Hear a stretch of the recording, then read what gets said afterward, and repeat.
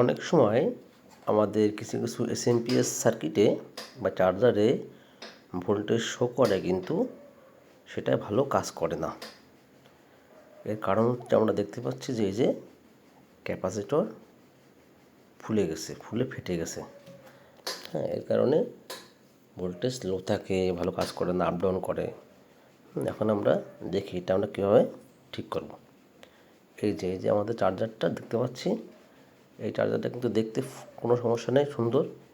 এটা একটা 12 volt 1.5 ampere. এটা হচ্ছে ক্যামেরার ডিভিআরের চার্জার, সিসি ক্যামেরা ডিভিআরের চার্জার। এই চার্জারটা আমরা যদি প্লাগ ইন করি, তাহলে কিন্তু আমরা ভোল্টেজটা দেখি, চেক করি কি দেখাচ্ছে। আমরা কিন্তু ভোল্টেজটা, এই যে আমরা কিন্তু ভোল্টেজ পাচ্ছি 12 ভোল্ট, 12.44 ভোল্টেজ পাচ্ছি আমরা, 12 ভোল্টেজ। কিন্তু এই ভোল্টেজটা আমরা যখন ডিভিআরে লাগাচ্ছি, তখন কিন্তু আর কাজ করতেছে না, এখন আমি এটাকে খুলে দেখি এটার কী অবস্থা। এগুলো ওয়ান টাইম ইউজ থাকে, যার জন্য কোনো নাট থাকে না। আমাদেরকে ছুরি দিয়ে এভাবে যদি আমরা আঘাত করি, বেশি জোরে মারা যাবে না, টুক করে এটা খুলে যায়। এটা একটা লক করা থাকে, জাস্ট খুলে যায়। দেখুন এই যে ক্যাপাসিটর ফুলে গেছে, ক্যাপাসিটর ফুলে ফেটে গেছে। এটা কিন্তু এসি পাশের, এসি না, এটা ডিসি, মানে প্রাইমারি সেকশন। এখানে প্রাইমারি সেকশনে এটা প্রায় 300 ভোল্টেজ থাকে এই ক্যাপাসিটরে। এই ক্যাপাসিটরটা ফেটে গেছে, যার জন্য ডিসি ভোল্টেজ তৈরি হচ্ছে, কিন্তু ভোল্টেজটা স্ট্রং হচ্ছে না, যার কারণে আউটপুটটা ভালো হচ্ছে না, আউটপুটে এম্পিয়ারটা থাকতেছে না, স্ট্যামিনা কম। এখন এই সার্কিটটা আমরা খুলে বের করব, একটু টাফ, কারণ এটা আঠা দেওয়া থাকে। চেষ্টা করলে পারবেন। এটা সুন্দর করে আস্তে আস্তে সাইড থেকে যে কোনো কিছু দিয়ে ঢোকায় আস্তে করে চাপ দিন, এটা কিন্তু বেরোয় আসবে, সাইডে একটু আঠা দেওয়া থাকে, আঠাটা নরম থাকে, সমস্যা নেই, আঠাটা চাপ দিলে বেরোয় আসে। এই যে আমাদের সার্কিটটা আস্তে আস্তে বেরোচ্ছে।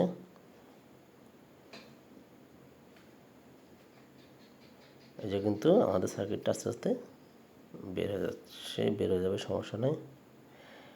তার দিকে টানাটানি করার দরকার নাই, তাহলে তারটা ছেড়ে যেতে পারে। এই পাশে আঠাটা আমি একটু খুলে নিচ্ছি, এই পাশে একটু আঠা আছে। আচ্ছা, সাইডের আঠাগুলো একটু ক্লিয়ার করে নিলে গুড হবে। চারিপাশের আঠা আমি ক্লিয়ার করে নিচ্ছি, চারিদিকের আঠা আমি ক্লিয়ার করে নিলাম। এখন এটা আমার খুলতে সুবিধা হবে, সার্কিট সহজে বেরিয়ে আসবে।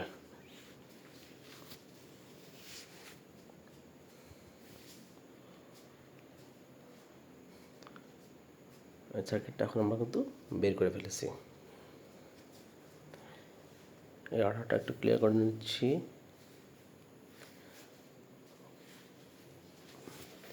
আমাদের সার্ভিসিং সেন্টার হচ্ছে ব্রাদার ইলেকট্রনিক্স, মাইকপুর, যশোর। দেখুন এই ক্যাপাসিটরটা ফুলে ফেটে গেছে, লং টাইম চলে তো, যার জন্য এটা হয়েছে। এখানে একটা 33 ইউএফে একটা ক্যাপাসিটর লাগানো আছে। আমরা এখানে 33 ইউএফের একটা ক্যাপাসিটর লাগাবো। যাই হোক, মোটামুটি ইউএফ যদি 15-20 ডিফারেন্স থাকে, সমস্যা হয় না। ভোল্টেজ অবশ্যই আমরা 350 ভোল্টেজের উপরে লাগাবো ক্যাপাসিটর। 350 ভোল্টেজের নিচে কোনো ক্যাপাসিটর লাগানো যাবে না। আর যে এমএফডি থাকবে তার থেকে কম না লাগানো ভালো, একটু বেশি হলে সমস্যা নাই। দেখি আমরা এটাতে কী আসে, দেখেন এটা আছে হচ্ছে 33 ইউএফ 450 ভোল্ট, 33 ইউএফ 400 ভোল্ট। যেহেতু 300-350 ভোল্টেজ থাকে, সেটা অবশ্যই 350-এর উপরে ভোল্টেজের ক্যাপাসিটি লাগাতে হবে। আমি এখন অন্য একটা এসএমপিএস থেকে খুলে নেব। এটা আছে 47, না এটা কত এমএফডি দেখলাম, দেখেন এটা 33 ইউএফই আছে, কিন্তু ভোল্টেজটা একটু বেশি আছে, 450 ভোল্টেজ আছে। আমি এটা খুলে নিচ্ছি এখান থেকে।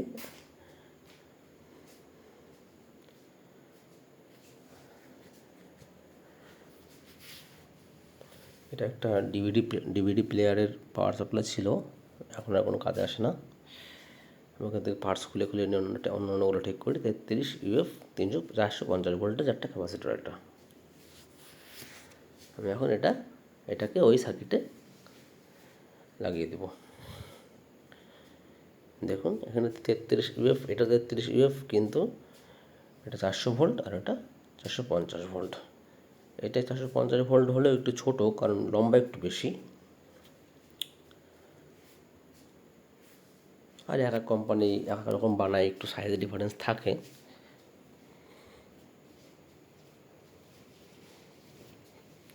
একটু এটা ক্লিয়ার করতে হবে ছিদ্রগুলা, তাহলে ভালো ক্লিয়ার হচ্ছে না। আমাকে সাকার ইউজ করতে হবে।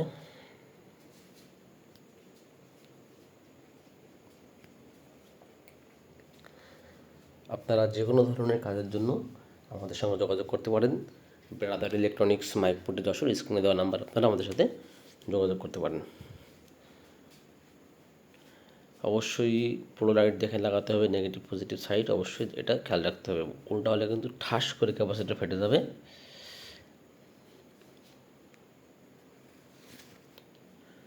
এই ধরনের সমস্যাগুলো অনেক হয় এসএমপিএস সার্কিটগুলোতে, যেগুলো লং টাইম চলে, সেগুলোর এই ক্যাপাসিটরগুলো ফুলে যায়, ফেটে যায়। হ্যাঁ, তখন পাওয়ার থাকে কিন্তু ভালো কাজ করে না, স্ট্যামিনাগুলো ভালো থাকে না। বিশেষ করে রাউটারের পাওয়ার সাপ্লাইগুলো, সিসি ক্যামেরার পাওয়ার সাপ্লাইগুলো, এগুলোকে আমরা খুলে যদি ক্যাপাসিটর চেঞ্জ করে দিই তাহলে আবার সুন্দর কাজ করে। আর লং টাইম চলে তো, কখনোই তো বন্ধ থাকে না। আমার ক্যাপাসিটর লাগানো হয়ে গেছে, এখন আমি এটাকে ফিক্স ব্যাক করে দিই, জায়গা লাগাই দিই। সার্কিটটা এখানে আবার ফিক্স করতেছি।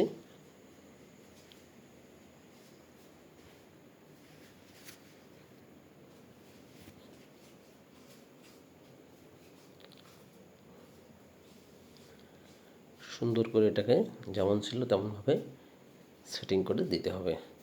এখন এটাতে আমি আবার এখানে একটু সুপারগুলো আঠা এভাবে চেপে ধরে, 1 ফোঁটা সুপারগুলো, বেশি না, খুব বেশি দেওয়া যাবে না, 1 ফোঁটা সুপারগুলো এভাবে দিয়ে দিতে হবে। তাহলে এটা আবার লেগে যাবে সুন্দরভাবে। এবার সব দিয়ে দিলাম আমি।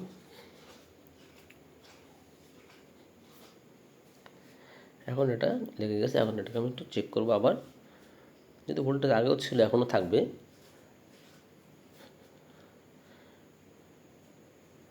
দেখেন ভোল্টেজ কিন্তু সেমই আছে।